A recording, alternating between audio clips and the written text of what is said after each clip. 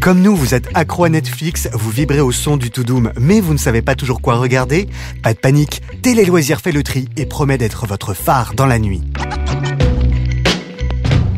Bonjour à tous et merci d'écouter Toudoum, le podcast de la rédaction de Télé Loisirs consacré à Netflix. Je suis Émilie Meunier et pour cet épisode consacré aux flics ripoux, aux gangsters et autres voyous, et oui, que du beau monde, j'ai le plaisir de recevoir la journaliste Émilie Léoni, qui, je ne sais pas s'il faut le dire, a un petit penchant pour les bad boys quand même. Salut Émilie. Salut Émilie. En fin d'émission, c'est l'acteur Nicolas Maury, vu dans la série 10%, qui prendra le micro pour nous révéler son dernier coup de cœur sur Netflix. Olivier Marchal, l'ex-flic et réalisateur des Lyonnais, 36 et des Orfèvres ou encore Carbone, sort ce 30 octobre sur la plateforme son film Bronx avec un casting assez costaud, une brigade anti-gang de Marseille aux méthodes carrément douteuses et pas mal de flics corrompus, forcément. Je tenais également à remercier monsieur le maire de la ville de Marseille et à ce titre je me dois de féliciter chaleureusement l'ensemble des effectifs de la BRI. Alors Émilie, toi qui es notre experte bad boy, on regarde ou pas? Mais carrément qu'on regarde. Alors oui, tu vas me dire peut-être, mais la drogue, c'est mal. Alors oui, c'est mal, mais c'est un terreau hyper fertile en matière de fiction, de polar plus précisément. Et là, c'est réalisé par un spécialiste du genre et, comme tu l'as dit, un ancien flic, Olivier Marchal. C'est sombre, c'est violent, c'est fort en gueule de cinéma. Il y a Jean Reno, Gérard Lanvin, il y a le rappeur Caris, notamment. Il y a beaucoup d'action, beaucoup de testostérone. C'est prenant de bout en bout. La fin, c'est juste un uppercut que tu vois pas du tout venir. Enfin, même quelques minutes plus tôt. Enfin, c'est vraiment bien. Alors, je crois justement qu'il y a un acteur qui se détache du lot.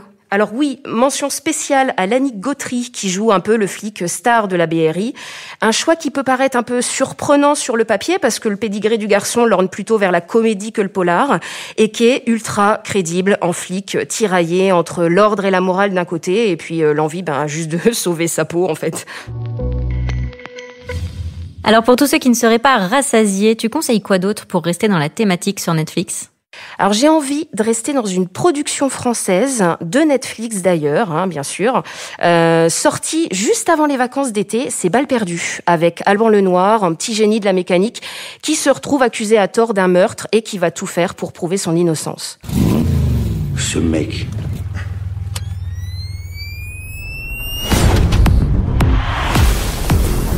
a traversé 4 épaisseurs de béton armé. Avec une Clio. Gros film d'action là encore, avec des courses-poursuites en bagnole étourdissantes. On n'y va pas tant pour l'intrigue, plutôt simple, basique, comme dirait l'autre. Mais pour l'adrénaline, les pneus qui crissent. Et pour rester dans le thème du jour, un bon flic ripou des familles en la personne de Nicolas Duvauchel. Je sais qu'il y a un film de gangster précisément qui tient aussi particulièrement à cœur, de par sa distribution.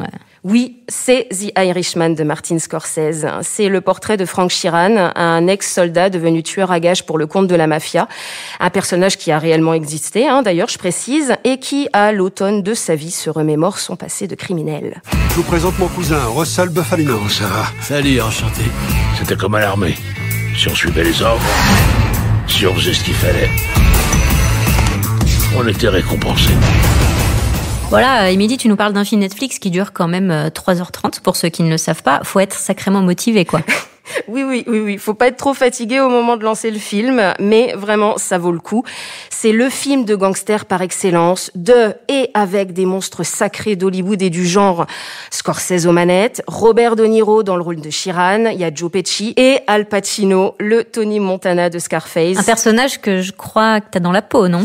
Oui, j'ai carrément dans la peau, au point de m'être fait tatouer une des répliques cultes pour moi du film dans la version originale sur la clavicule, celle qui dit « Je dis toujours la vérité, même quand je mens ». Moi, j'ai dit toujours la vérité.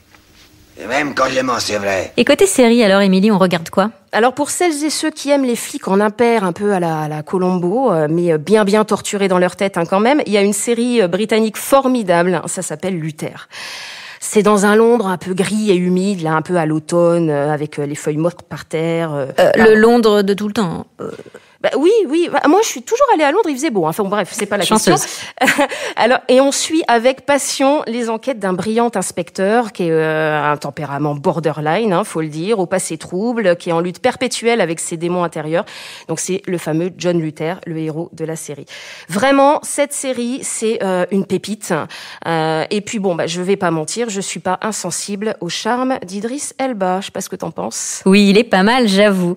Sinon, t'avais une autre recommandation pour nos auditeurs? Alors, je l'ai pas encore vu personnellement, car il est disponible depuis peu sur la plateforme, mais j'en ai entendu beaucoup de bien. C'est le doc Notre Parrain, sur Tommaso Buscetta, qui était une figure emblématique de la mafia sicilienne et qui a été le premier à briser l'omerta en 1986 en témoignant contre la mafia, justement. Ce qui lui a d'ailleurs coûté la vie, à lui et à sa famille. Et il y avait un long métrage, pour ceux que ça intéresse, qui est sorti fin 2019, qui s'appelait Le Traître, de Marco Bellocchio. Et t'as une toute dernière pépite ciné à nous conseiller? Oui, j'avoue, je suis assez fascinée par le destin de John Dillinger, qui était le célèbre braqueur de banque. Je crois qu'il en a braqué une trentaine en comptant les commissariats de police, qui sévissaient dans les années 30. Il est mort à seulement 31 ans d'ailleurs, abattu par le FBI à la sortie d'un cinéma de Chicago. Son histoire, elle a été portée donc plus de 10 fois au cinéma, mais j'avoue que s'il ne devait rester qu'une adaptation, je dirais que c'est celle de Michael Mann, qui remonte à 2009, Public Enemies, avec Johnny Depp dans le rôle de Dillinger, dispo sur Netflix justement. Johnny, il faut combien de temps pour vider une banque? Environ 1 minute 40 secondes. Pile. Tiens, là l'homme qui a tué Pretty Boy Floyd. Alors pour résumer, si on est fasciné par les mafieux, les criminels et les flics ripoux, sur Netflix, on regarde la nouveauté Bronx, car c'est un vrai film coup de poing.